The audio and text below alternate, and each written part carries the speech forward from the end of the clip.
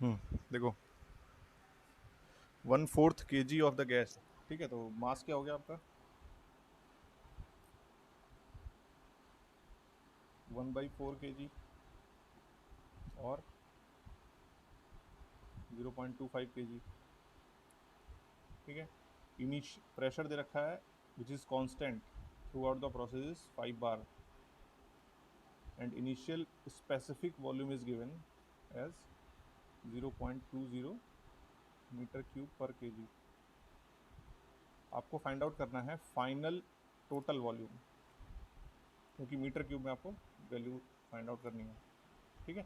बस इसी चीज़ का ध्यान रखना है। You know that work done for constant pressure process is P V2 minus V1। यहाँ पे ये V है, it is total volume not specific volume, ठीक है। सो वर्क डन आपको कितना दे रखा है -15 kilo joule. So -15 into 10⁻³ pressure हो गया 5 बार, तो 5 into 10⁵ V2 we have to find out. अब V1 क्या हो जाएगा, V1 will be mass into specific volume, ठीक है। मास की यूनिट क्या है केजी, स्पेसिफिक वॉल्यूम की यूनिट क्या है metre cube per KG. KG से केजी कैंसिल, तो टोटल वॉल्यूम कितना आ जाएगा स्टार्टिंग का 0.25 मल्टीप्लाई विथ 0.2, ठीक है। ये हो जाएगा आपका इनिशियल वॉल्यूम। यहाँ पे इनिशियल वॉल्यूम की वैल्यू पुट करोगे, फाइनल वॉल्यूम आपका V2 is equal to 0.02 metre cube आ जाएगा, ओके। Yes sir. और किसी क्वेश्चन में प्रॉब्लम है? सर वो गीजर वाले क्वेश्चन में प्रॉब्लम था सर। गीजर वाला तो बहुत गीजर ऑन करने इजी पे क्वेश्चन है यार, उसमें क्या प्रॉब्लम आ रही है? सर वो मतलब सर ये नहीं समझ में आ रहा है सर, वर्क ट्रांसफर कैसे होगा। वर्क ट्रांसफर कैसे होगा? इनिशियल क्लासेस अटेंड करी थी? Yes sir. Heat transfer work transfer बता रहे थे, यस सर। करी थी तो फिर तो समझ में आ जाना चाहिए था।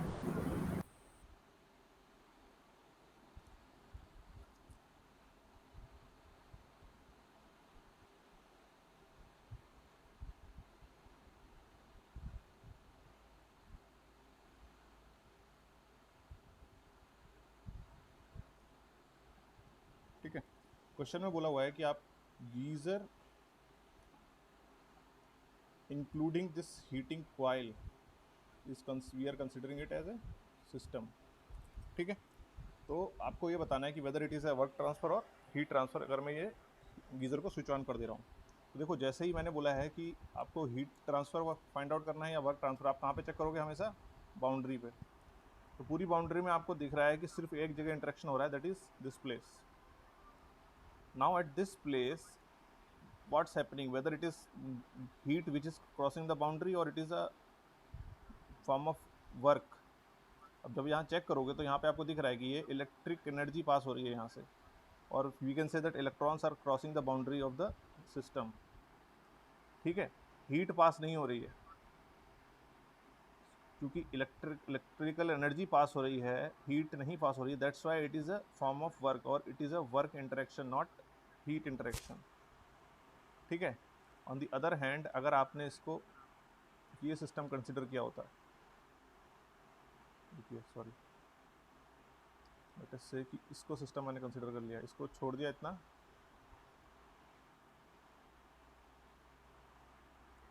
ये मेरा एक्सेप्ट दैट हीटिंग कॉइल, तब क्या होता कि ये हीटिंग कॉइल जो है ये इलेक्ट्रिसिटी, क्योंकि अब जो बाउंड्री कहाँ है, ये है ब्लू कलर की, तो यहाँ से क्या पास होगा, जैसे ये हीटअप होगा यहाँ पे हीट जनरेट करेगा ये, और हीट जनरेट करने के बाद ये हीट कहाँ क्रॉस होगी, इधर अंदर जाएगी बाउंड्री से। आ रहा है समझ में? सो अब क्या होता, अब हीट ट्रांसफर हो रहा है और हीट इंटरेक्शन हो रहा है बिटवीन सिस्टम एंड सराउंडिंग, ठीक है। Yes sir. ओके, नेक्स्ट, और किसी को कोई दिक्कत किसी क्वेश्चन में? सर मरकरी वाला कौन सा?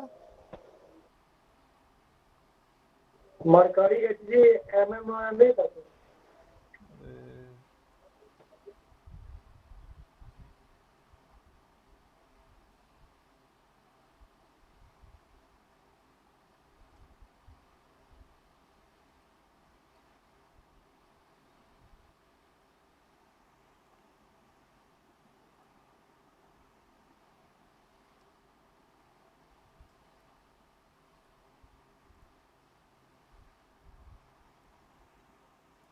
इतना सिंपल क्वेश्चन है।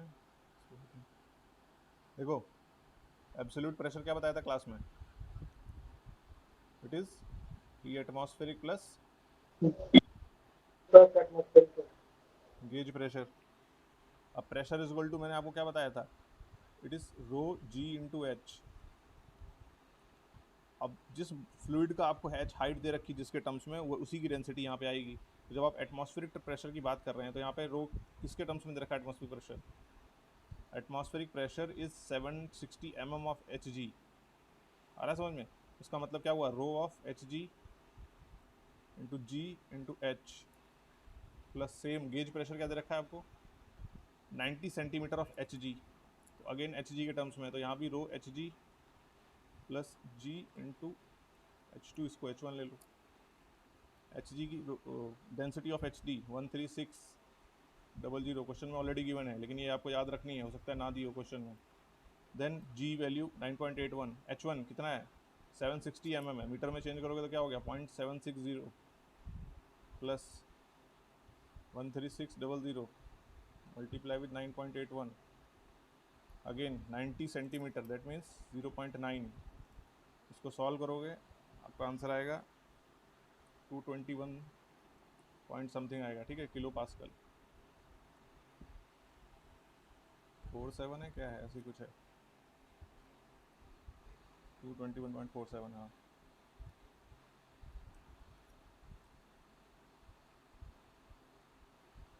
ठीक है,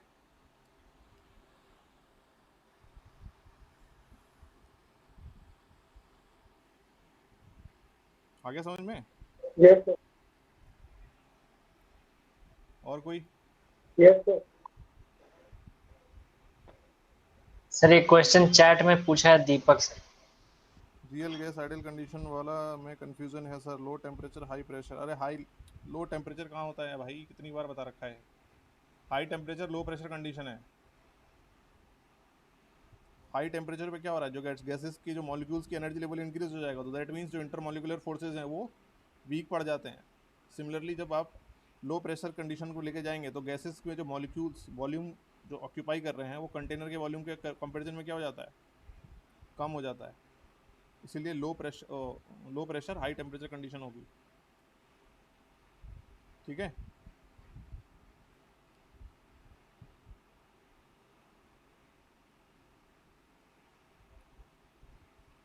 और कुछ क्वेश्चन?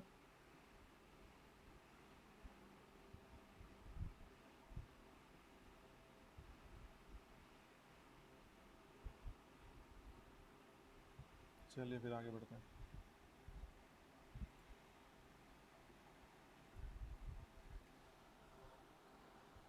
सो लास्ट लेक्चर में हमने जो कंक्लूड किया था, we concluded that internal energy is equal to, sorry, D U is equal to C P D T minus mu J C P D V, where mu j is Joule's coefficient,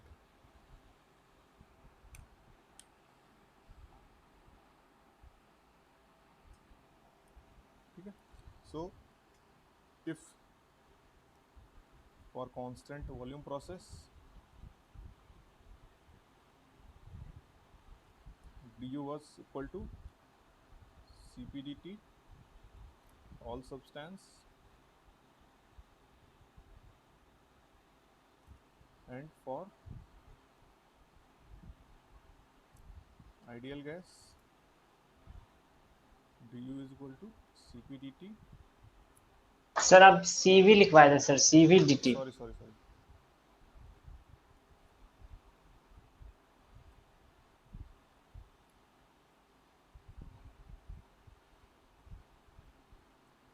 cv for all process, okay. So from here we can say that internal energy is a function of temperature only in case of ideal gas। ये हमने conclude कर दिया था यहाँ तक। उसके बाद enthalpy define की थी, we defined that enthalpy is equal to internal energy plus pressure into volume. ठीक है,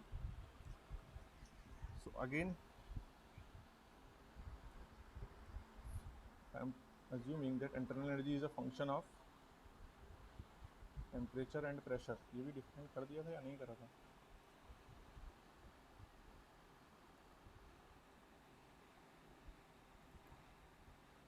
ये हो हो गया गया था सर। ये हो गया था ना, ठीक है ठीक है।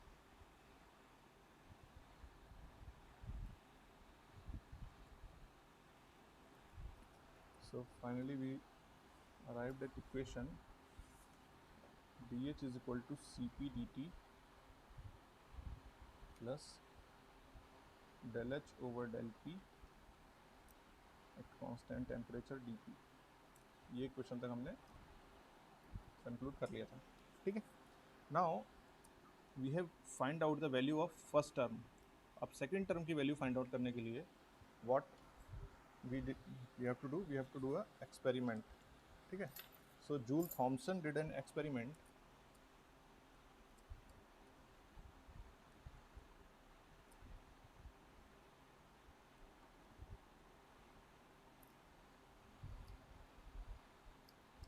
for finding out this second term, because you can measure the change in temperature but you can that you cannot directly measure the enthalpy। ठीक है, so for that he did an experiment।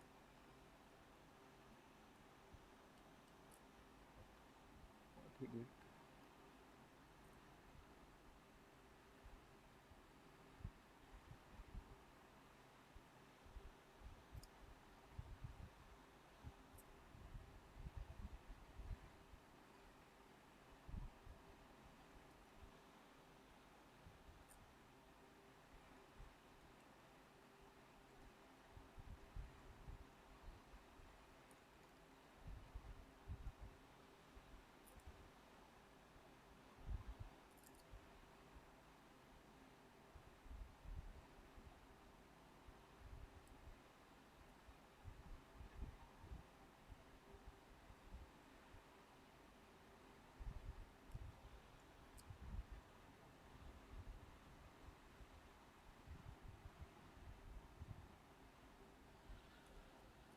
this is 1, this is 2, here the pressure is P1, this P external 1,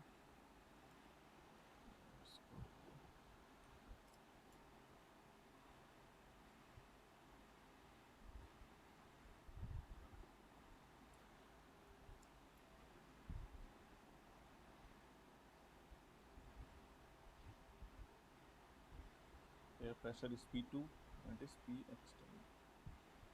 ठीक है, and this hole is insulated।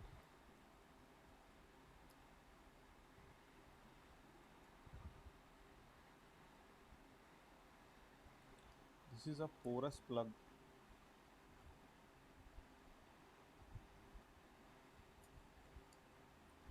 Porous plug का मतलब ये हुआ कि जैसे आप लोगों ने स्पंज वगैरह देखा होगा, ठीक है, इसमें स्मॉल स्मॉल होल्स हैं। ठीक है, तो अगर मेरे पास कोई फ्लूइड है, अगर मैं उसको प्रेशर इंक्रीज कर रहा हूँ और इसको पुश कर रहा हूँ तो फ्लूइड इस पोरस प्लग के थ्रू पास होके सेकंड दूसरी साइड में जा सकता है। ठीक है, बट कुछ रेस्ट्रिक्शन देगा, कुछ फ्रिक्शन और प्रेशर ड्रॉप करवाएगा ये पोरस प्लग।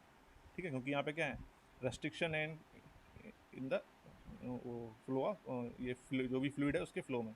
ठीक है, so that's why it will resist the flow. ठीक, यहाँ पे कंडीशन क्या है कि P1 is greater than P2। ठीक है, so what is happening, first is at initial condition, this is my porous plug,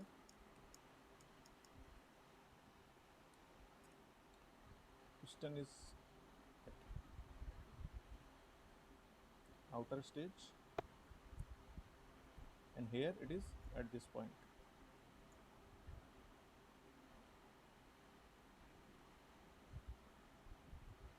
ठीक है, let us say here volume is V1 and pressure was P1। इसके बाद piston को slowly move किया हमने, such that the external pressure और internal pressure is almost is same, means the piston is in equilibrium with its surrounding. ठीक है, ऐसे मैं स्लोली मूव कर रहा हूँ कि जो इंटरनल प्रेशर है वो एक्सटर्नल प्रेशर के इक्वल है, पिस्टन को मूव कर रहा हूँ। ठीक, ये इनिशियल यहाँ से स्टार्ट किया मैंने, और फाइनल पोजीशन में क्या है,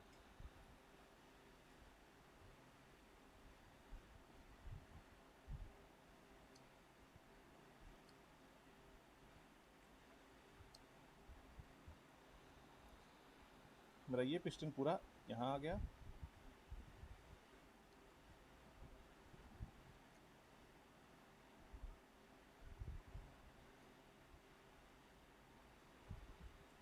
और ये वाला पिस्टन जो यहाँ पे फ्लूइड था ये पोरस प्लग के थ्रू पास होते हुए इस डायरेक्शन में आ गया।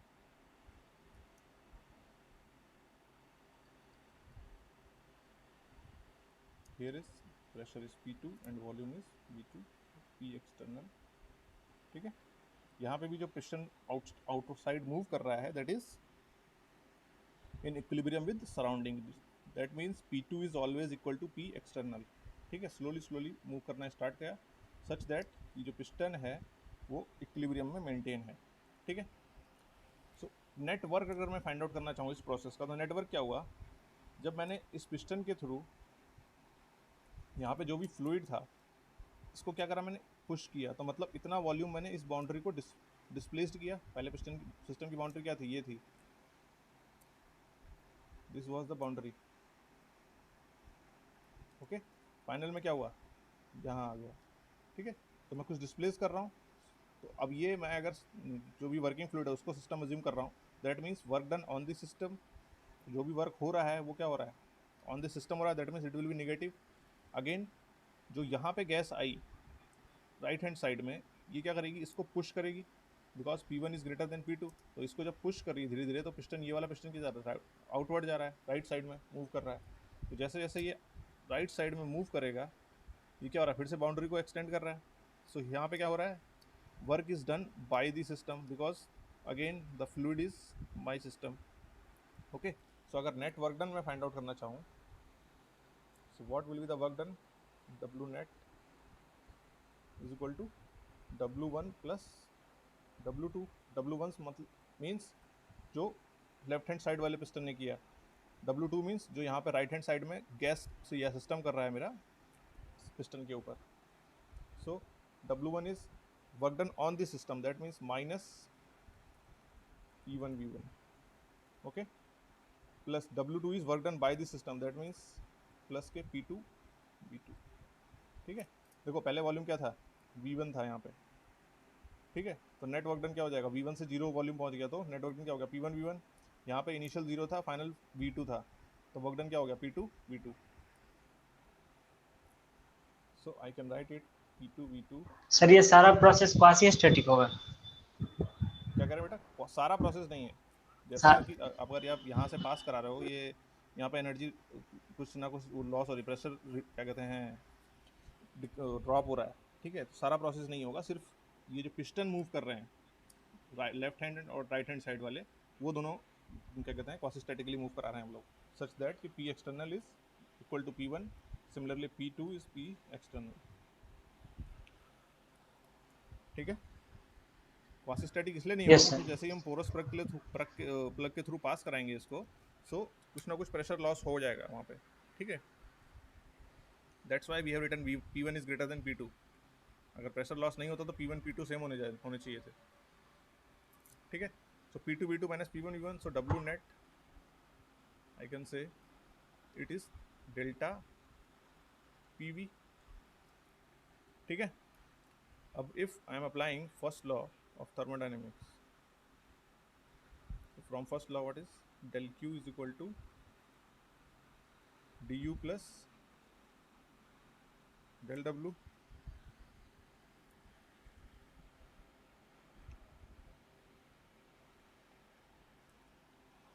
dq is 0 because the system is insulated, so from here du is minus dw, और dw अभी हमने क्या फाइंड किया, delta PV, so negative delta PV। Okay, now sir हाँ बोलो। सर फर्स्ट लाइन में जो लिए हैं तो इसमें तो P2 V2 minus P1 V1 ना। Sorry, yes sir. ठीक है यस ठीक है। So now enthalpy is equal to, we know that enthalpy is U plus EV, ठीक है। Now if I want to find out change in enthalpy, तो delta H will be equal to del U और du plus del PV, ठीक है। और du की value अभी हमने देखी यहाँ पे क्या आ रही है इस इक्वेशन से, नेगेटिव del PV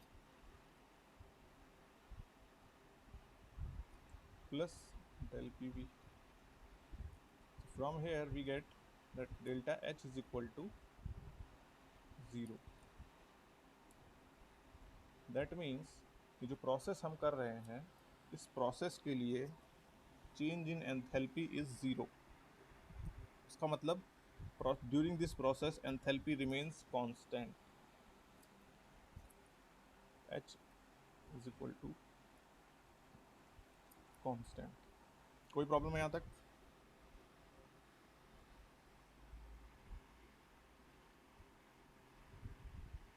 किसी को कोई नो प्रॉब्लम सर। है? ओके ठीक है। तो डी एच ज़ीरो है, तो अभी मेरी इक्वेशन क्या थी जो डी एच के टर्म्स में लिखी थी मैंने, that was D H is equal to C P D T plus D H over del P constant temperature D P, ठीक है। सो फ्रॉम हेयर अगर एक्सपेरिमेंट के D H is equal to zero, so zero is equal to C P D T plus del H over del P at constant temperature and to D P. तो यहाँ से del H over del P की value क्या आ जाएगी, del H over del P constant temperature is equal to negative C P D T over D P constant enthalpy,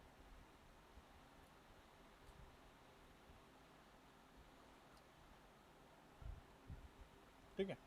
अब देखो left hand side quantities I cannot measure it directly, but at right hand side what are the quantities? Cp, we can measure Cp.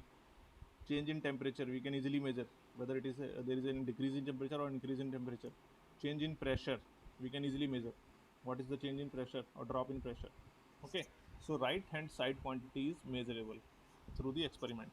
So what we have done, or what Joule Thomson did, he converted this quantity which was not directly measurable through experiment into some quantity which is measurable through experiment, ठीक है।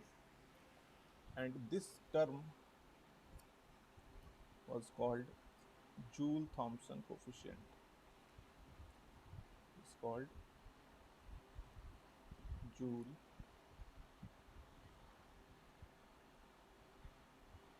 Thomson coefficient, okay. So अगर मैं Cp की value इसकी जगह mu jetty put करूँगा तो यहाँ DH will be DH is equal to Cp dt minus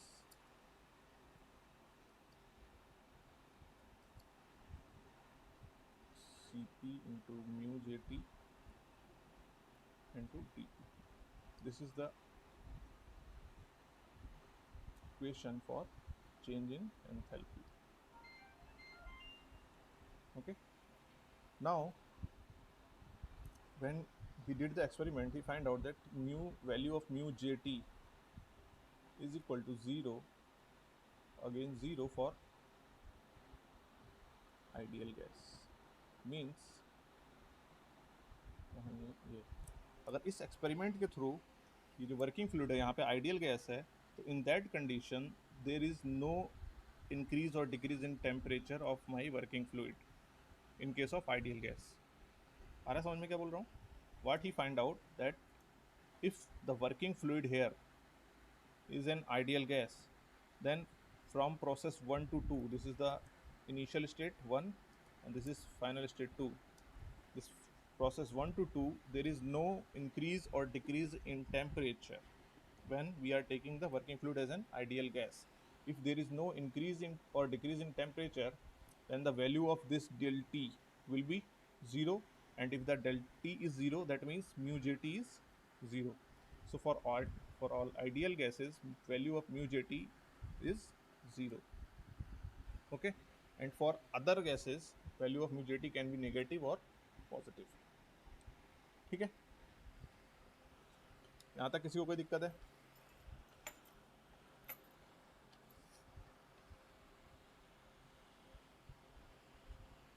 no sir. ठीक है, तो ध्यान रखना, अभी दोबारा भी हम लोग पढ़ेंगे जब हम लोग थर्मोडायनेमिक्स फंक्शन पढ़ेंगे, but it is very important that coefficient it is joule Thompson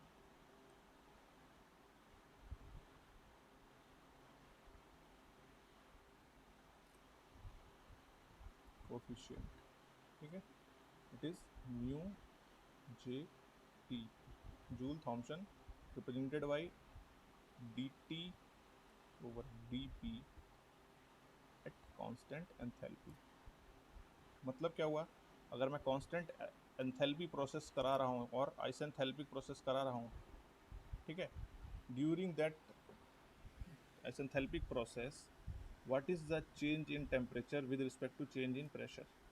क्या मतलब हुआ कि अगर मैं देखता हूँ, देखो कि लेट अस से कि मैं प्रेशर डिक्रीज कर रहा हूँ, ठीक है, डेल्टा, if मैं प्रेशर डिक्रीज कर रहा हूँ that means delta P will be negative. ठीक है, अगर किसी गैस के लिए लेट अस से if mu J T is greater then 0, ठीक है, उसकी वैल्यू पॉजिटिव है. So what I am doing, अगर उस गैस का मैं कांस्टेंट एंथैल्पी में प्रेशर रिड्यूस करा रहा हूँ, तो मुझे पता है कि what will be the change in temperature. I can easily say that change in temperature will be also be negative. Why? Because mu Jt की वैल्यू क्या है, पॉजिटिव है. अगर नीचे न्यूमरेटर को मैं नेगेटिव क्रिएट कर रहा हूँ और टोटल वैल्यू पॉजिटिव है, दैट मीन्स डिनोमिनेटर भी क्या होगा, नेगेटिव होगा, तभी नेगेटिव और नेगेटिव कैंसिल आउट होंगे. आ रहा है समझ में? ऑन द अदर हैंड, अगर mu Jt is negative, that means अगर मैं प्रेशर को रिड्यूस करूँगा तो टेम्परेचर क्या होगा, इंक्रीज होगा, और अगर प्रेशर को मैं इंक्रीज करूँगा तो टेम्परेचर क्या होगा, डिक्रीज होगा. ये सारी प्रोसेस कांस्टेंट एंथैल्पी पे हो रही हैं, ध्यान रखना. ठीक है, because mu Jt is 0, sorry less than 0, that means it is the value of mu Jt is negative. Negative का मतलब क्या है कि प्रेशर रिड्यूस कर रहा हूँ, प्रेशर रिड्यूस कर रहा हूँ मतलब final pressure is less than the initial pressure, that means delta P negative. So अगर डेल्टा पी नेगेटिव है, so for mu Jt to be negative, delta T should be positive. Otherwise अगर दोनों negative होगा तो ये positive हो जाएगा. So that's why temperature should increase. So that's why I have written temperature will increase. तो T2 minus T1 क्या हो जाएगा, पॉजिटिव हो जाएगा. ये नेगेटिव, ये पॉजिटिव, mu Jt क्या हो गया, नेगेटिव हो गया. On the other hand, if we are increasing the pressure, that means delta P will be positive. So delta T should be negative. That's why temperature is decreasing. Final temperature minus initial will be negative. आ रहा है समझ में? So for अगर आप किसी gas के लिए, किसी सब्सटेंस के लिए म्यू Jt की वैल्यू पता है, then you can directly tell whether there will be a increase in temperature और decrease in temperature while you are dropping the pressure. अगर आप प्रेशर ड्रॉप करवा रहे हैं, सो प्रेशर टेम्परेचर इंक्रीज होगा या डिक्रीज होगा. ठीक है, अब इसका एप्लीकेशन होता है हमारा रेफ्रिजरेटर में. ठीक है, रेफ्रिजरेटर के पीछे आपने एक छोटी सी ऐसी कॉइल देखी होगी, it is called capillary tube.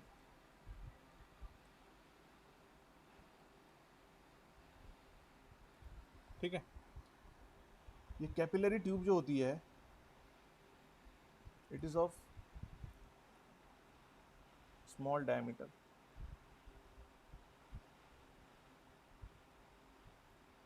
ठीक है, अब स्मॉल डायमीटर के थ्रू जब मैं किसी भी फ्लूइड को पास कराऊंगा तो ऑब्वियस सी बात है कि जितना डायमीटर छोटा होता जाएगा प्रेशर ड्रॉप उतना ही ज़्यादा इंक्रीज होता जाएगा, ठीक है। तो यहाँ पे प्रेशर ड्रॉप हो रहा है, तो इस कैपिलरी ट्यूब के थ्रू प्रेशर ड्रॉप कराते हैं।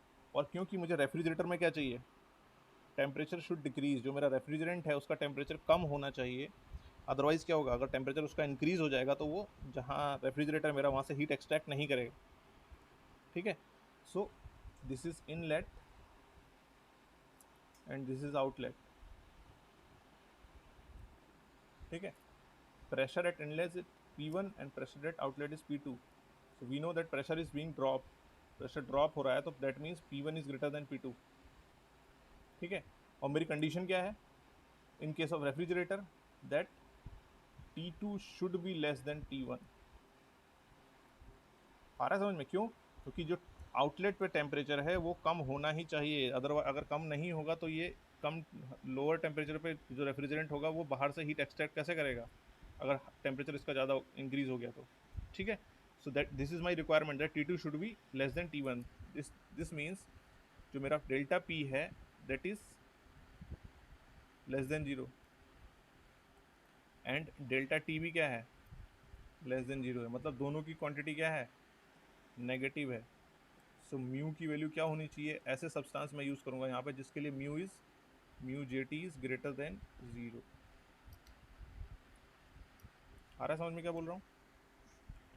अगर मैं ऐसा सब्सटेंस यूज़ कर लिया जिसके लिए म्यू JT लेस देन 0 है, तब क्या होगा, आप जैसे ही प्रेशर ड्रॉप कराओगे टेम्परेचर क्या हो जाएगा, इंक्रीज हो जाएगा। तो मतलब T1 की वैल्यू T2 की वैल्यू T1 से इंक्रीज हो जाएगी, so which is not required in case of refrigerator.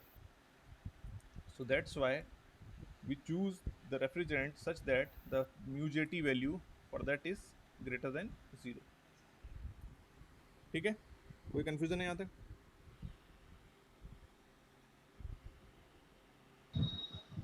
No sir. चलिए, so next is we know that for ideal gas, अच्छा हाँ यहाँ पे देखो 2 मिनट, जो H आया वो क्या आया, DH is equal to CP DT minus mu JT CP DT। This is the generalized equation for DH, change in enthalpy. If I want to find out change in enthalpy for constant pressure process,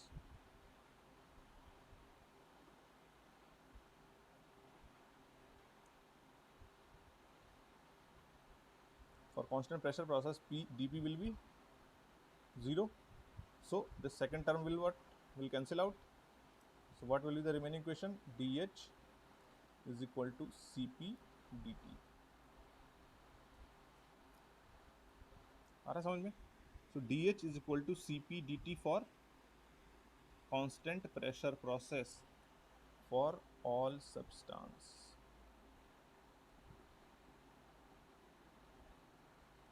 आ रहा समझ में क्या बोल रहा हूँ? मैंने अभी तक यहाँ पे कोई भी ऐसा अजम्पशन नहीं लिया इस इक्वेशन को ड्रॉ करने के लिए कि आइडियल गैस है या क्या है, ठीक।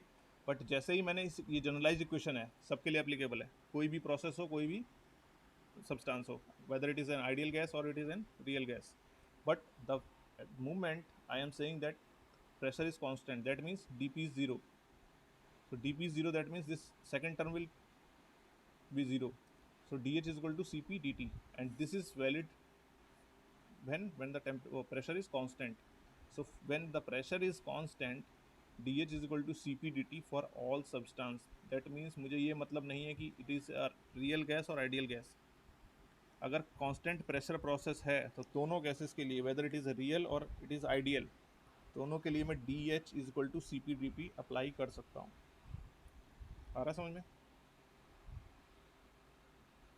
ठीक है। ऑन द अदर हैंड अभी हमने देखा कि म्यू JT की value, mu JT is equal to 0 for ideal gas,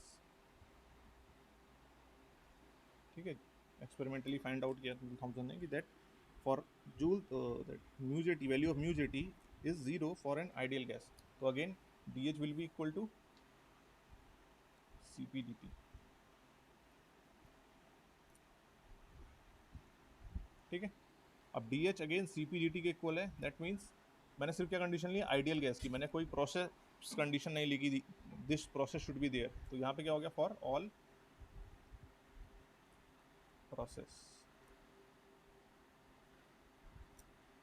ठीक है। तो अगर मेरे पास आइडियल गैस है तो मैं डायरेक्टली अप्लाई कर सकता हूँ DH is equal to CpDT, कोई भी प्रोसेस हो।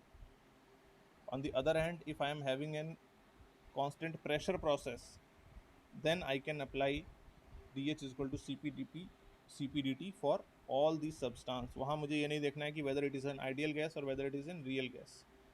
ठीक है। सेम जैसा हमने DU के लिए किया, चेंज इन इंटरनल एनर्जी के लिए था, सेम वही पैटर्न है DH के लिए। कोई कंफ्यूजन है किसी को अभी तक?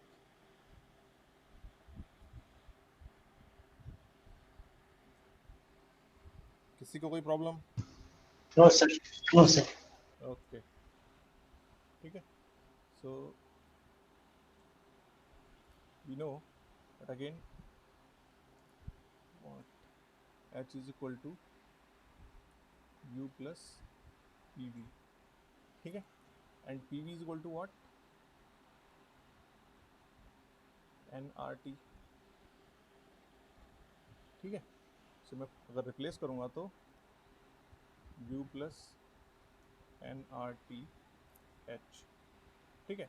एंड फॉर आइडियल गैस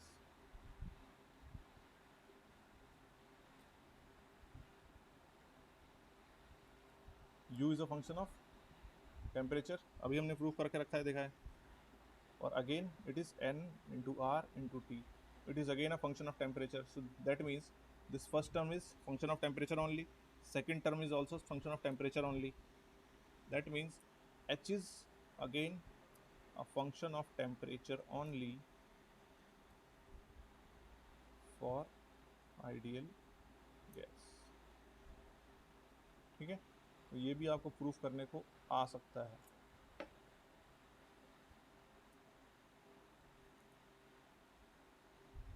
ठीक है। सेम चीज़ आपको यहाँ से भी दिख रही थी, जैसे ही आपने म्यू जी टी की वैल्यू को पुट किया 0, DH किसके इक्वल हो गया, CpDT के, मतलब change in enthalpy is depending on only DT, temperature change भी डिपेंड कर रही है। If I am treating CP as a constant for a gas. ठीक है।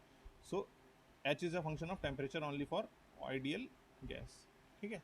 सेम हमने यहाँ पे कंक्लूड किया है आइडियल गैस इक्वेशन का यूज करके। ठीक है। कोई कंफ्यूजन है?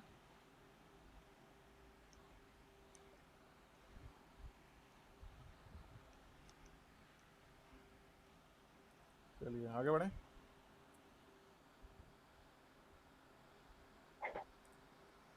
चलिए next is derivation of Cp minus Cv is equal to R।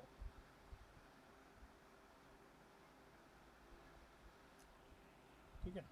Cp minus Cv is equal to R is also called Mayer's equation।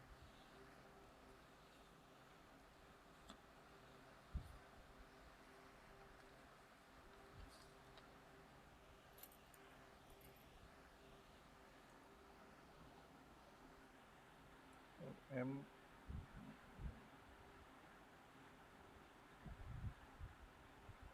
ठीक है। And it is valid for ideal gas.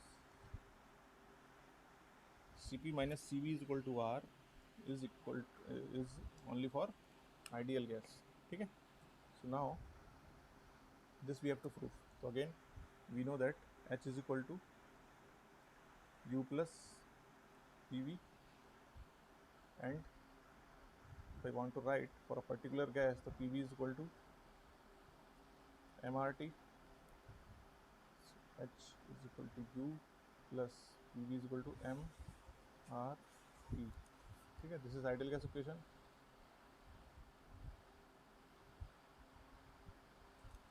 Now if I differentiate this equation, so what will be the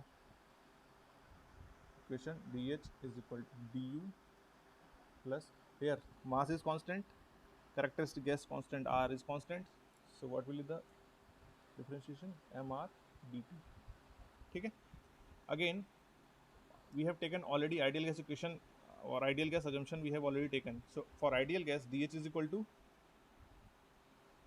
mcp dt, कोई भी process हो. Similarly for ideal gas, du is equal to mcv dt, कोई भी process हो, plus mr dt. यहाँ से dt dt dt cancel, m cancel. So cp minus cv is equal to r.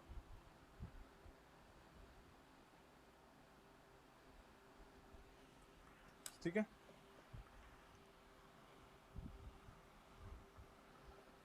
Simple 2 line का proof है. किसी को दिक्कत है तो बताओ.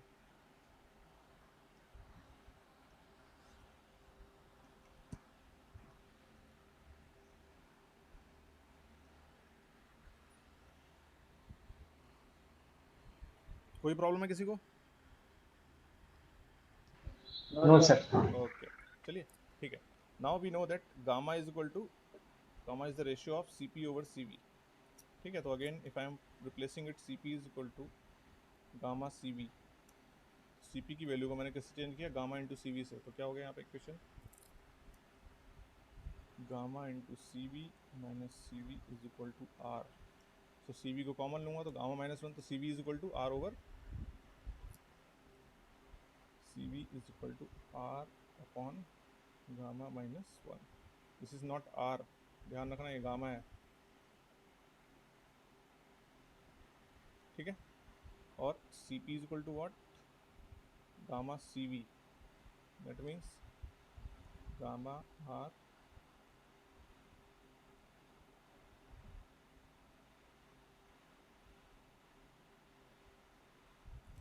yeah.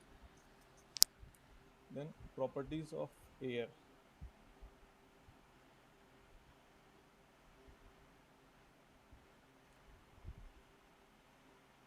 एयर के केस में you should know what are the different value of cp, cv and r and gamma. ठीक है. जरूरी नहीं है कि आपको क्वेश्चन में गिवन ही हो. तो for air cp is equal to 1.005 kilo joule per kg kelvin. ठीक है. cv इज इक्वल टू 0.718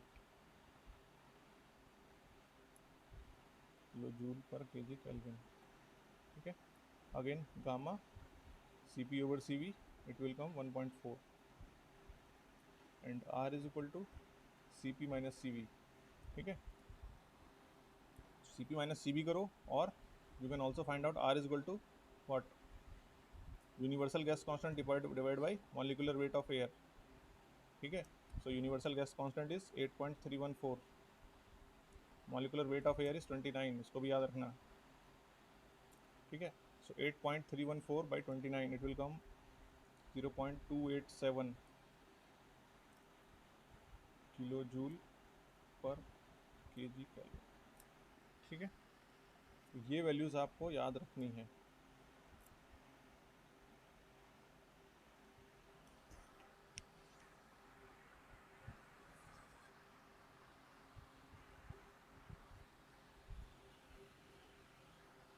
ठीक है.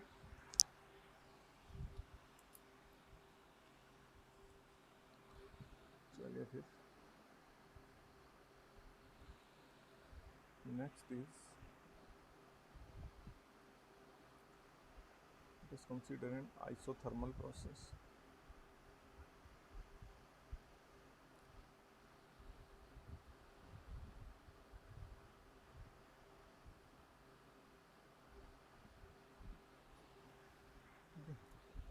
For isothermal process, we know that temperature is equal to constant. ठीक है.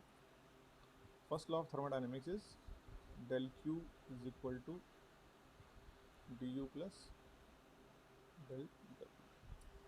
ठीक है. It is applicable for, first one is closed system,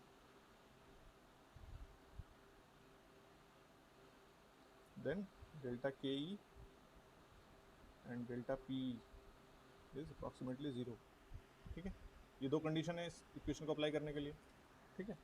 अब again if I am saying, or I am taking the condition of or assumption of ideal gas, ठीक है, तो जैसे ही मैंने आइडियल गैस बोला, du is equal to, I can write mcp, sorry, mcv dt, and change in temperature for isothermal process is 0, that means du is equal to 0. आ रहा है समझ में? So, इसका मतलब कि अगर isothermal process है, if we are having an isothermal process, for that if the working fluid is an ideal gas, so the change in internal energy for that process will be 0. ठीक है, so du is equal to 0. यहाँ पे आपने जैसे du is equal to 0 put करा, क्या आ गया, dq is equal to dw.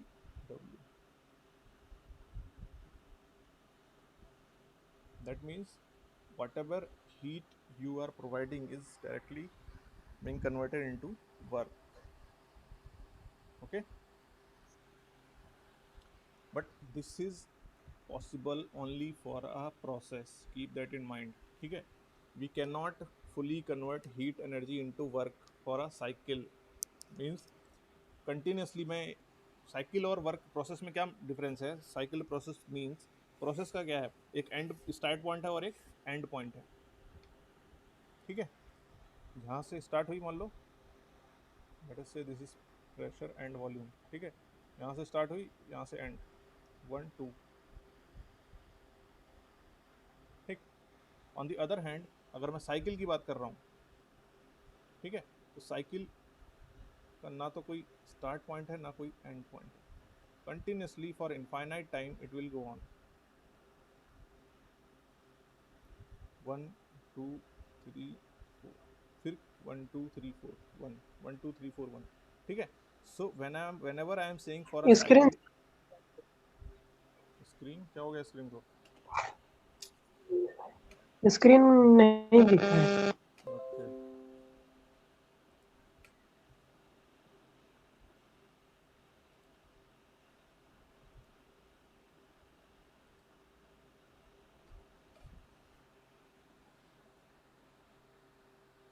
दिख रहा है?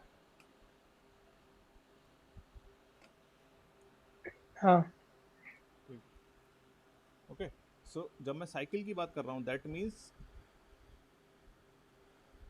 It is working for a long time और for infinite time, continuously working है, ठीक है.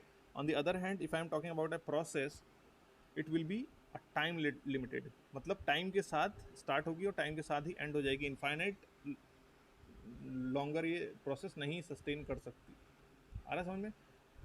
सो यह फ़र्क है जब मैं बात कर रहा हूँ आपकी del Q is equal to del W, मतलब क्या है, जितनी आप हीट में चेंज आ रहा है पूरा का पूरा किस में मिल रहा है आपको, वर्क में मिल जा रहा है, ठीक है.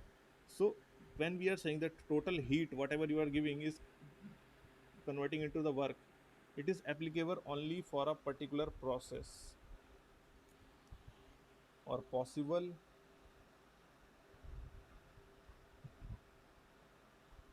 only for a process,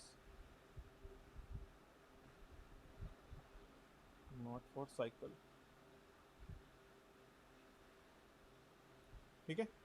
process और साइकिल का मतलब क्या है कि प्रोसेस, जब मैंने बोला कि possible only for a process, that means कि पर्टिकुलर प्रोसेस मतलब जहाँ से स्टार्ट हुआ और दूसरे पॉइंट पे एंड हो गया, उस केस के लिए पॉसिबल हो सकता है. बट अगर आप चाह रहे हो कि उस कंटिन्यूसली उसको यूटिलाइज करते रहो, टोटल हीट जितनी आप दे रहे हो उतनी पूरी की पूरी वर्क में कन्वर्ट हो जाए, so which is not possible for a cycle, ठीक है.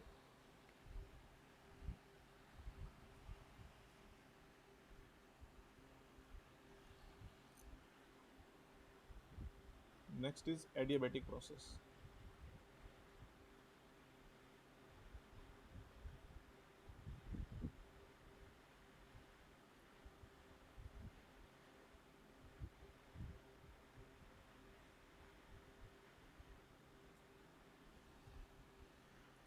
For adiabatic process, we know that there is no heat interaction. So again, del Q is equal to du plus del W. No heat interaction. That means del Q 0. So from here, del W is equal to minus du. Sir adiabatic बता चुके हैं sir. बता चुके हैं, चलो ठीक है, बस यहीं तक करना था और कुछ करना नहीं है, यस ठीक है। इसका मतलब क्या है कि जो भी वर्क डन आपको मिल रहा है वो कहाँ से मिल रहा है, उसकी इंटरनल एनर्जी से, ठीक है। तो दिस इज ऑल्सो वैलिड और एप्लीकेबल फॉर पर्टिकुलर प्रोसेस, कुछ टाइम डिपेंडेंट कंडीशन होगी, ठीक है। ऐसा नहीं कि कंटिन्यूस अमाउंट ऑफ टाइम के लिए आपका इंटरनल एनर्जी से उसका वर्क मिलता रहे आपको, ठीक है। Next is polytropic process.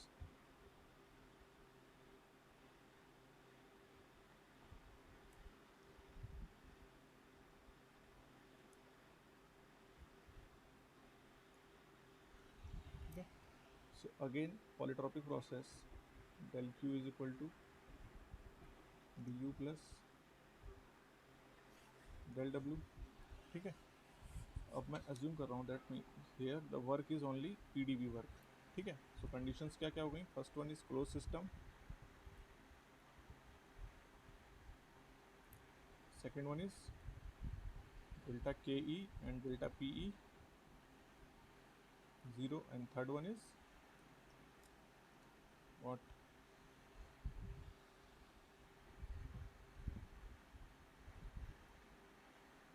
Static, ठीक है। स्टैटिक तब अज्यूम करूंगा जब मैं यहाँ पे इसको पीडीवी लिख सकता हूँ, ठीक है। एंड W अगर इज, ठीक है। So D U is equal to और del Q is equal to D U plus P D V, ठीक है। अगर मैं आइडियल केस की बात करूं, फॉर एन आइडियल गैस, तो क्या हो जाएगा, del Q is equal to, for an ideal gas कोई भी प्रोसेस हो, D U is equal to M C V D T plus P D V, ठीक है। अब अगर आप इसको इक्वेशन को इंटीग्रेट करेंगे तो क्या हो जाएगा, total Q is equal to M C V, 1 से 2 करा तो T2 माइनस T1, और integration P D V for polytropic process, we know that for a polytropic process P V की power n is equal to constant. जब आप इसको integration करेंगे तो आपको पता है क्या आता है, it is P1 V1 minus P2 V2 over n minus 1, ठीक है। अभी हमने क्वेश्चन में देखा कि CV की value in terms of R, so Q is equal to M, CV की value in terms of R was R over gamma minus 1, T2 minus P1 plus P1 V1 minus P2 V2 over n minus 1, ठीक है। Now if I am multiplying this m into r with T2 and m into r into T1, ठीक है। Ideal gas equation already I have assume, ठीक है। सो पहली condition के लिए क्या होगा, P1 V1 is equal to m r T1, similarly for second P2 V2 is equal to m r T2. So here in place of m r T2 I can write P2 V2, and minus in place of m r T1 I can write P1 V1. So Q will be, now Q is equal to P2 V2 minus P1 V1 over gamma minus 1 plus P1 V1 over n minus 1, ठीक है। यहाँ से P1 V1 minus P2 V2 common ले लेंगे, so Q is equal to P1 V1 minus P2 V2, जैसे ही मैंने common लिया P1 V1 minus P2 V2, सो 1 ओवर n माइनस 1, यहाँ पे क्या है P2 V2 minus P1 V1, तो जब मैं P1 V1 minus P2 V2 common लूँगा तो नेगेटिव साइन के साथ आएगा, तो माइनस 1 ओवर गामा माइनस 1, ठीक है। So Q is equal to P1 V1 minus P2 V2 gamma minus 1 minus से मल्टीप्लाई हुआ तो माइनस एन, फिर minus minus plus one over N minus one into gamma minus one, one से one cancel, what will have Q is equal to, अब देखो P1 V1 minus P2 V2 upon n minus one, ये again क्या हो गया, W polytropic, it is again W polytropic, ठीक है। So I can write Q polytropic is equal to, यहाँ क्या बचा, gamma minus N over gamma minus one, so gamma minus N over into W polytropic.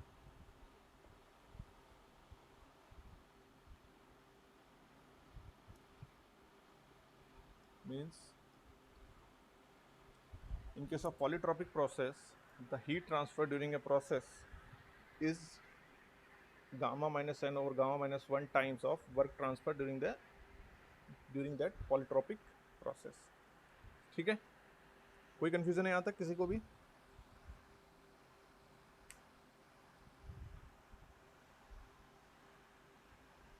Anyone?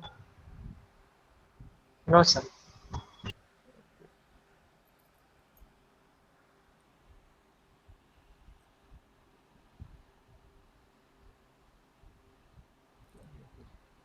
Again Q polytropic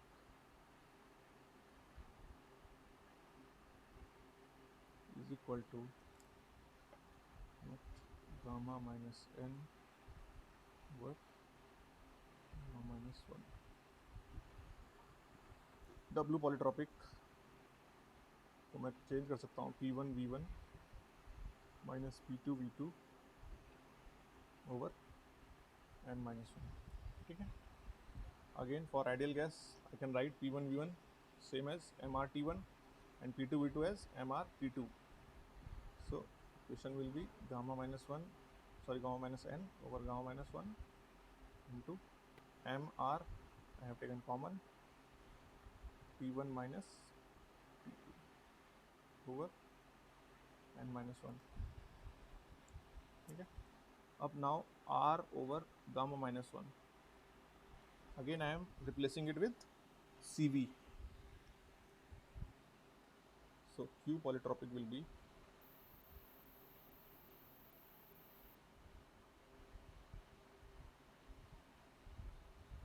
gamma minus n over n minus 1 CV into M P1 minus P2, ठीक है। सो अगर मैं minus का sign common लूँ तो क्या हो जाएगा, M into minus CV gamma minus n over n minus 1 into T2 minus T1,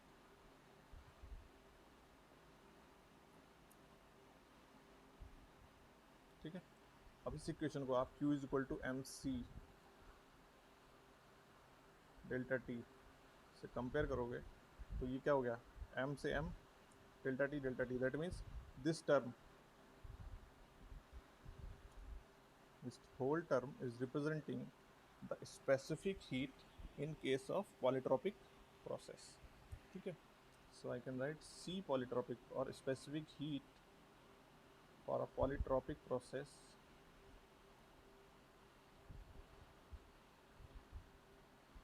is equal to minus CV gamma minus n over n minus 1,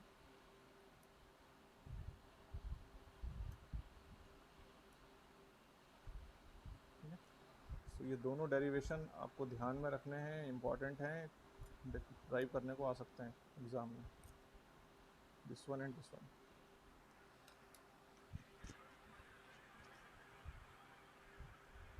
ठीक है। दोनों में से कोई भी डेरिवेशन एग्जाम में पूछा जा सकता है कि proof that Q polytropic is equal to gamma minus n over gamma minus 1 W polytropic, or prove that the specific heat for a polytropic process is equal to negative CV gamma minus N over N minus one. ठीक है, तो अगर आपको second वाला पूछा है this one, then you have to derive start from here self. ऐसा नहीं है कि आपने सेकंड हाफ में स्टार्ट कर दिया यहाँ से, आपको स्टार्टिंग से ही स्टार्ट करना है। ठीक है, यहाँ पॉलीट्रॉपिक प्रोसेस से स्टार्ट करना है, कोई भी डेरिवेशन आए। ठीक है, कोई कंफ्यूजन है किसी को? No, sir. ओके,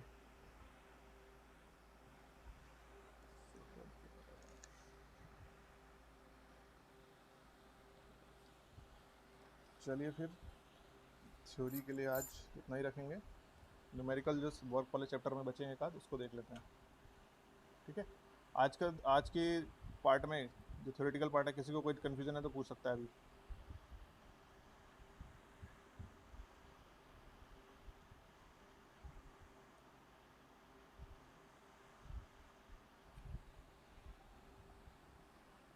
चलिए फिर आगे बढ़ते हैं।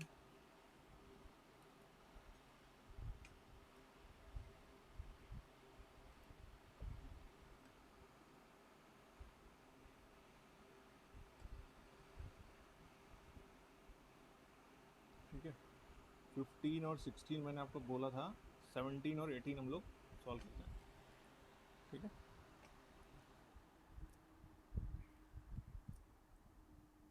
सर पीछे भी बाकी है सर क्वेश्चन सर 3.11। 3.11 में क्या दिक्कत आ रही है यार? 3.11, अच्छा, चलो इसको कर लेते हैं पहले।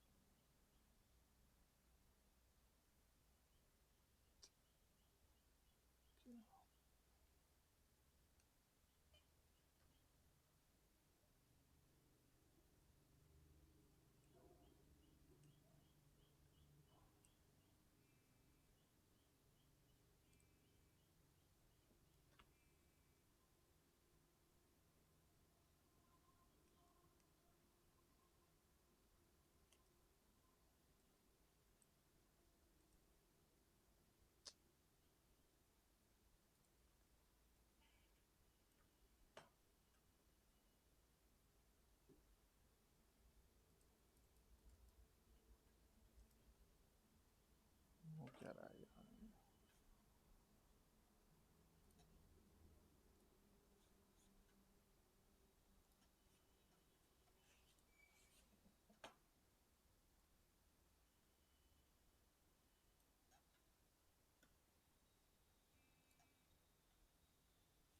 ठीक है, चलो इसी करते हैं इसको।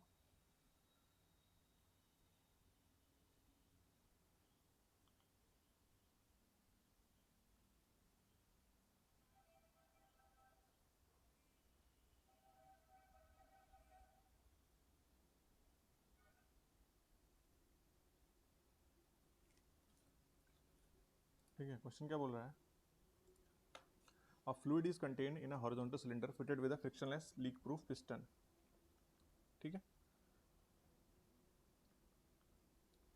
आपके पास एक हॉरिजॉन्टल सिलेंडर है,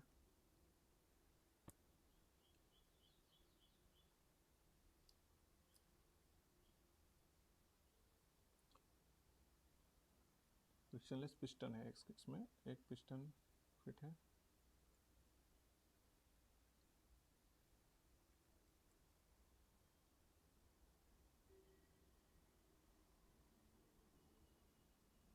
okay, is continuously agitated by means of a stirrer passing through the cylinder cover. Cylinder cover is this one is cylinder cover। यहाँ से एक स्टायरर पास हो रहा है। स्टायरर का मतलब होता है कि मैंने आपको बताया था एक व्हील टाइप का।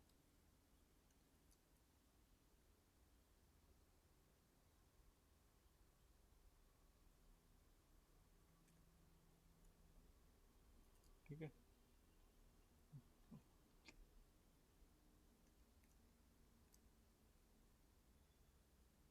something like this.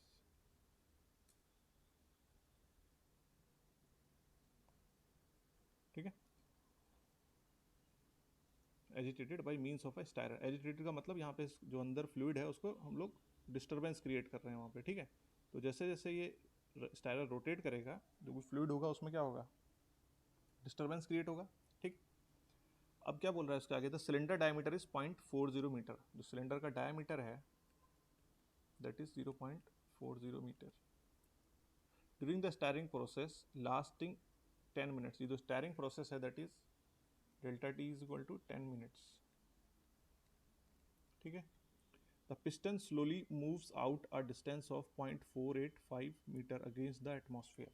ठीक है, पिस्टन अभी यहाँ था, जैसे स्टायरिंग हुई उसके बाद पिस्टन की लोकेशन क्या हो गई, मान लो लेट अस से यहाँ आ गया.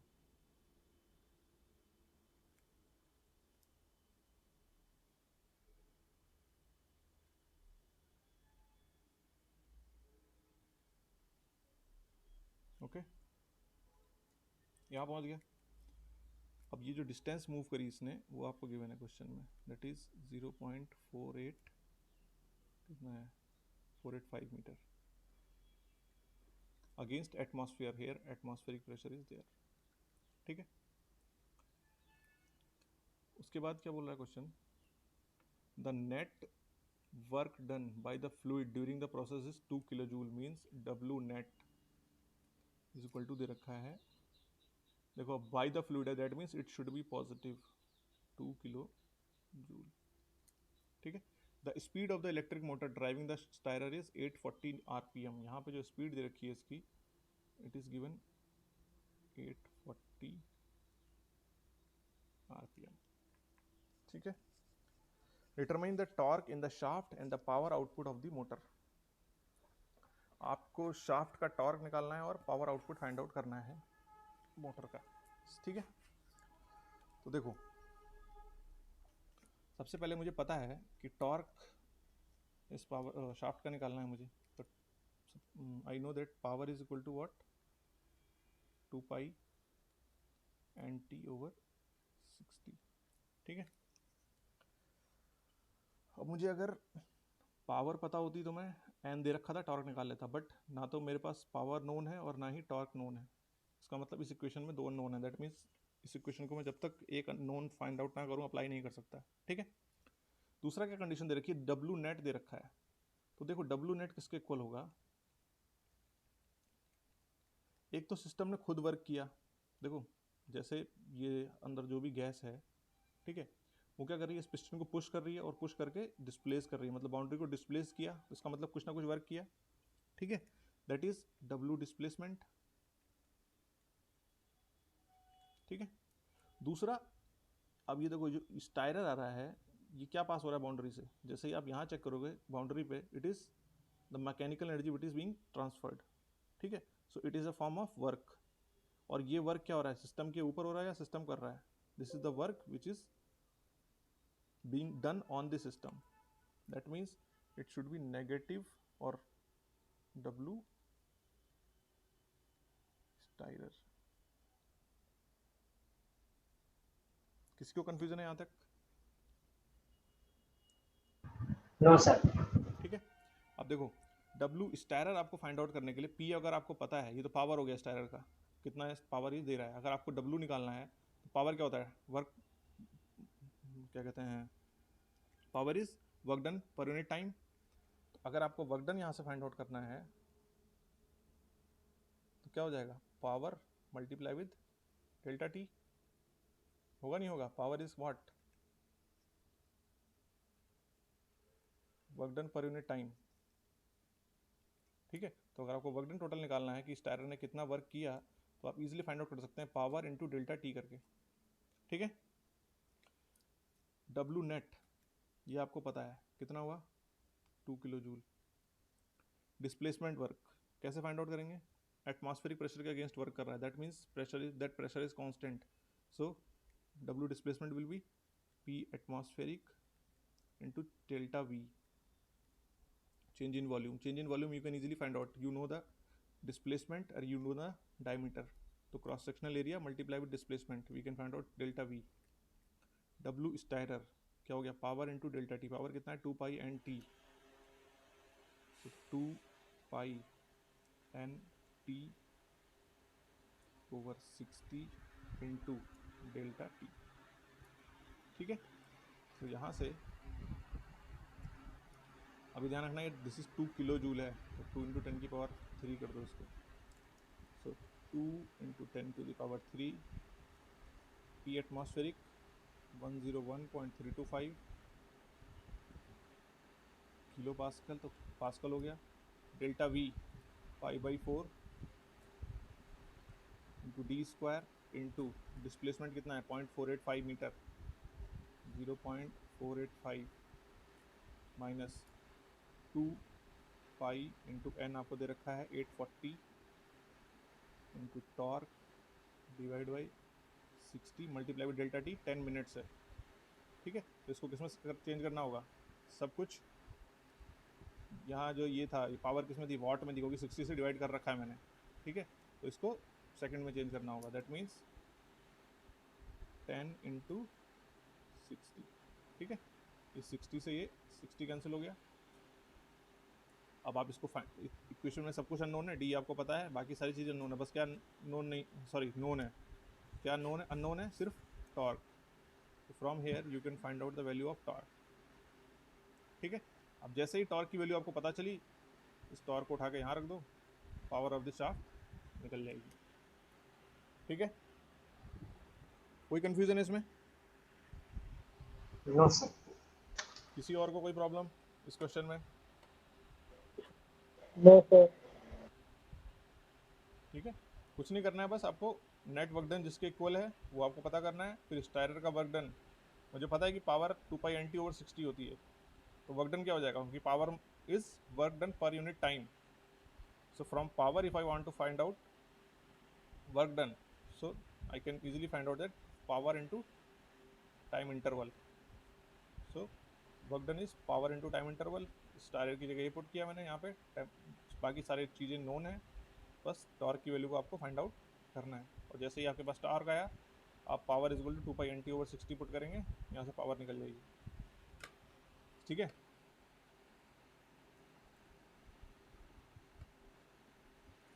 नेक्स्ट उसके बाद 3.12 आपने कर लिया था, 3.13 भी सिंपल ही है, 3.14 भी हो गया है। अगर किसी से नहीं हुआ हो तो बता सकता है, बाद में मत बोलना कि नहीं किया था हमने। ठीक है, I am going to do the 3.17।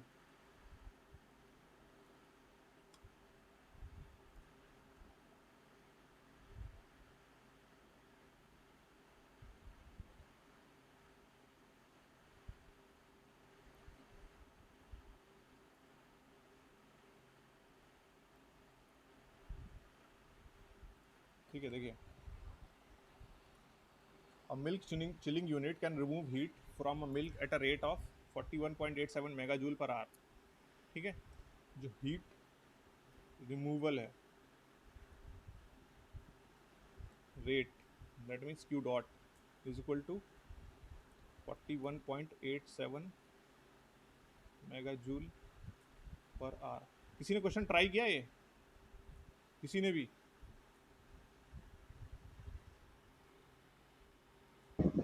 No sir. चलिए,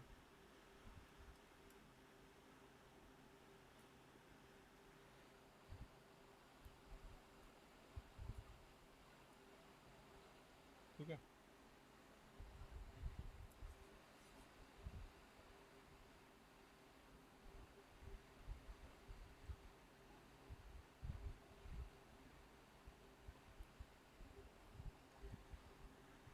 लेट अस से कि ये मेरा कंटेनर है जिसमें मेरा मिल्क है, दैट इज 500 kg। ठीक है, इस मिल्क से जो हीट रिमूवल रेट है वो आपको दे रखा है कि जो चिलिंग प्लांट है, चिलिंग यूनिट है, वो इस रेट से हीट को एक्सट्रैक्ट कर सकती है, मतलब 1 घंटे में 41.87 मेगाजूल हीट एक्सट्रैक्ट कर सकती है जो चिलिंग यूनिट है मेरी। ठीक, heat leaks into the milk from surrounding at an average rate of 4.187 megajoule per hour. ठीक है, अब देखो, ऑब्वियसली बात है, जब आप किसी क्या कहते हैं, चैम्बर को या कंटेनर को से हीट एक्सट्रैक्ट कर रहे हैं, तो आप उसको क्या करेंगे, इंसुलेट करेंगे जिससे कि बाहर से हीट अंदर ना आए। ठीक है, जब आप यहाँ पे हीट एक्सट्रैक्ट कर रहे हैं कहीं से, तो टेम्परेचर क्या होगा, ड्रॉप होगा। टेम्परेचर ड्रॉप होगा तो आप इसको क्या करेंगे, इंसुलेट करेंगे कि जिससे कि बाहर से फिर से हीट अंदर ना आए। ठीक है, बट परफेक्ट इंसुलेशन पॉसिबल नहीं है, तो कुछ ना कुछ हीट अंदर सराउंडिंग से फिर से अंदर आ जा रही है। ठीक है, वो दैट इज एडिशन रेट है, और वो किसके इक्वल है, 4.187 मेगा जूल पर आवर। ठीक है, मतलब 1 घंटे में 41.87 मेगा जूल हीट यहाँ से एक्सट्रैक्ट करी चिलिंग यूनिट ने, और उतनी ही हीट, उतनी नहीं, 4.187 मेगा जूल हीट उसी ड्यूरेशन में अंदर आ गई। ठीक है, तो अगर मैं आपसे पूछूं कि नेट एक्सट्रैक्शन कितना हुआ हीट का, तो बता सकते हो कितना होगा?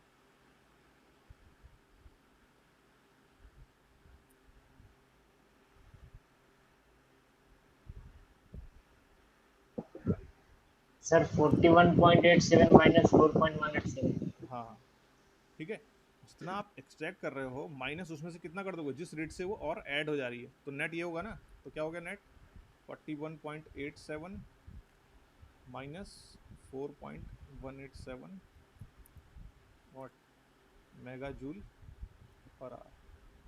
ये नेट एक्सट्रैक्शन रेट हो गया कि इस रेट से मैं चिलिंग प्लांट से या कंटेनर से हीट एक्सट्रैक्ट कर सकता हूँ। ठीक, अब आपको फाइंड आउट करना है कि find the time required for a cooling of 500 kg of milk from 45 degrees to 5 degree Celsius. CP of milk आपको क्वेश्चन में गिवन है। ठीक है, तो आपको इजीली पता है कि आपको कितनी टोटल हीट एक्सट्रैक्ट करनी है। Q is equal to what, M into C P into delta T, mass of milk 500 kg, C P आपको दे रखा है 4.187, मल्टीप्लाई विद कहाँ से, 45 टू 5 डिग्री। ठीक है, देखो टेम्परेचर ये डेल्टा टी है, that's Y I am taking degree Celsius में टेम्परेचर। ठीक है, आई can right T2 minus T1। ठीक है, अब T2 माइनस T1 को आप डेल्टा केल्विन में रख के घटाओ, सब्ट्रैक्ट करो, या फिर डिग्री सेल्सियस में, जो डिफरेंस आएगा वो सेम आएगा। ठीक है, so that's why directly I am putting 500 into 4.187 multiply with what, 45 minus 5 क्या हो जाएगा, 40। ठीक है, तो ये इतनी टोटल हीट आपको एक्सट्रैक्ट करनी है। ठीक है, कितना आ गया ये, कैलकुलेटर है किसी के पास? Yes sir. सर 83740। 83740 क्या हो जाएगा, 1 किलो जूल। ठीक है, this is the total heat, this is the rate of heat. ये कितना आ रहा है बताओ इसको, 41.87 माइनस 4.187 कितना हो रहा है? Sir 37.683। 37.683 mega joule per hour. Now we have to find out what is the time required to extract this total heat. ठीक है, ये टोटल हीट है, ये रेट है। कैसे फाइंड आउट करेंगे, किसको किससे डिवाइड करेंगे? अगर मैं जिस, ये इक्वेशन 1 है, ये इक्वेशन 2 है। ठीक है, तो टाइम कितना हो जाएगा बताओ, कैसे निकालेंगे टाइम? सर टोटल हीट को सर रेट से डिवाइड कर देंगे।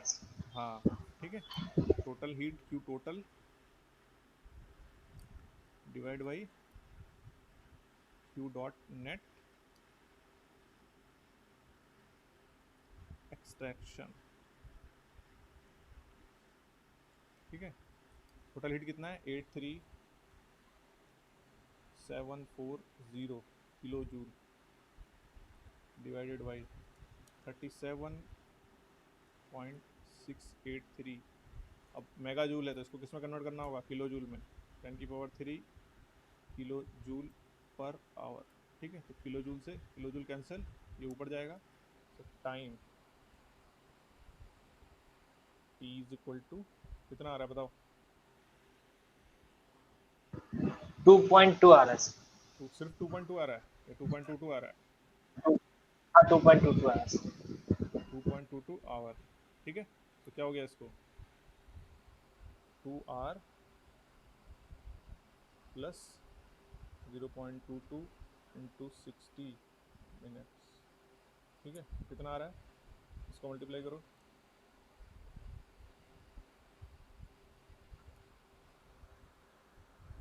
थर्टी मिनट्स के राउंड आएगा। Yes sir 13.2। ठीक है, दिस इज द आंसर। ठीक है, ये आंसर है 2 आवर्स 13 मिनट। किसी को कोई कंफ्यूजन है? देखो चैट में मत लिखना, अभी मेरे पास मोबाइल में चल नहीं रहा है, ठीक है। तो जो भी किसी को कंफ्यूजन है मुंह से बोलो अभी, ठीक है। चैट में लिखोगे तो कोई, मैं पढ़ नहीं पाऊंगा मैसेज अभी। एनीवन, कोई कंफ्यूजन है किसी को?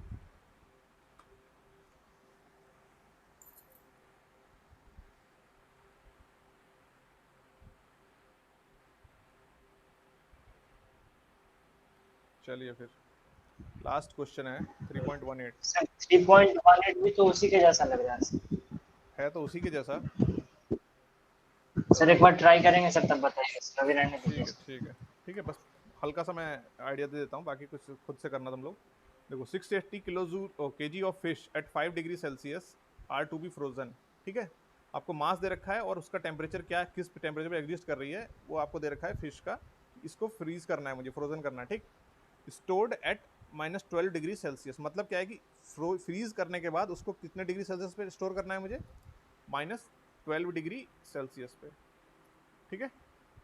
The specific heat of fish above the freezing point is 3.182, मतलब फ्रीजिंग पॉइंट के अबव स्पेसिफिक हीट क्या है 3.182, and below the freezing point is 1.77 or 717 kilo joule.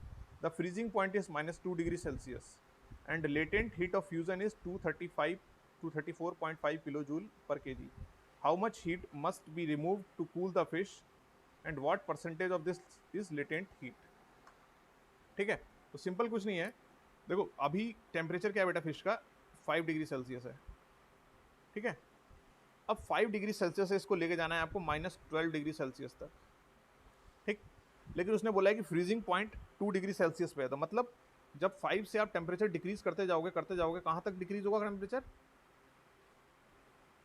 -2 degree Celsius तक, ठीक है। इसके बाद अब ये टेम्परेचर चेंज नहीं होगा, अब किस डायरेक्ट क्या लेगा, जब तक ये लेटेंट हीट पूरी लेगा, उसके बाद ये फ्रीज हो जाएगी, ठीक है। फिर उस टेम्परेचर के बाद फिर से टेम्परेचर डिक्रीज होना स्टार्ट होगा और वो कहां तक जाएगा, -12 डिग्री सेल्सियस तक, ठीक है। तो कितने हीट इंटरेक्शन हो गए, फर्स्ट वन दिस 5 से -2 डिग्री तक लाने में, फिर -2 की फिश से -2 डिग्री सेल्सियस की फ्रोजन फिश में कन्वर्ट करने के लिए आपको क्या हीट चाहिए, दैट इज अनदर वन। उसके बाद -2 डिग्री सेल्सियस की फिश, फ्रोजन फिश को -12 डिग्री सेल्सियस की फ्रोजन फिश में कन्वर्ट करने के लिए कितनी हीट आपको एक्सट्रैक्ट करनी है, दैट इज अनदर वन, ठीक है। तो टोटल 3 पार्ट्स चाहिए आपको हीट एक्सट्रैक्ट करने के, 3 अमाउंट हो गए, ठीक है, या 3 स्टेजेस हो गई, ठीक है। अब आपको जो फ्रीजिंग पॉइंट के अबव, मतलब अगर आप यहाँ फाइंड आउट कर रहे हो heat interaction sorry heat extraction, तो आपको कौन सी स्पेसिफिक हीट लेनी है, ये वाली, ठीक है। ऑन द अदर हैंड अगर आप फ्रीजिंग पॉइंट से नीचे कर रहे हो, ये वाला टेम्परेचर हुआ फ्रीजिंग पॉइंट के नीचे, तो आपको कौन सी स्पेसिफिक हीट लेनी है, 1.717, ठीक है। और लेटेंट हीट तो आपको दे रखी है, तो यहाँ पे लेटेंट हीट क्या हो जाएगी, डायरेक्ट m/L, ठीक है। तो ये टोटल हीट हो जाएगी, आप इजीली निकाल सकते हैं। उसके बाद what percentage of this is latent heat, मतलब इस टोटल हीट का लेटेंट हीट कितना परसेंटेज है वो आपको निकालना है। तो ये आप कर सकते हो, अब कोई दिक्कत रहा नहीं इसमें, ठीक है। सॉल्व करना नहीं होगा तो बताएंगे, ठीक है। तो आज के लिए इतना ही रखते हैं।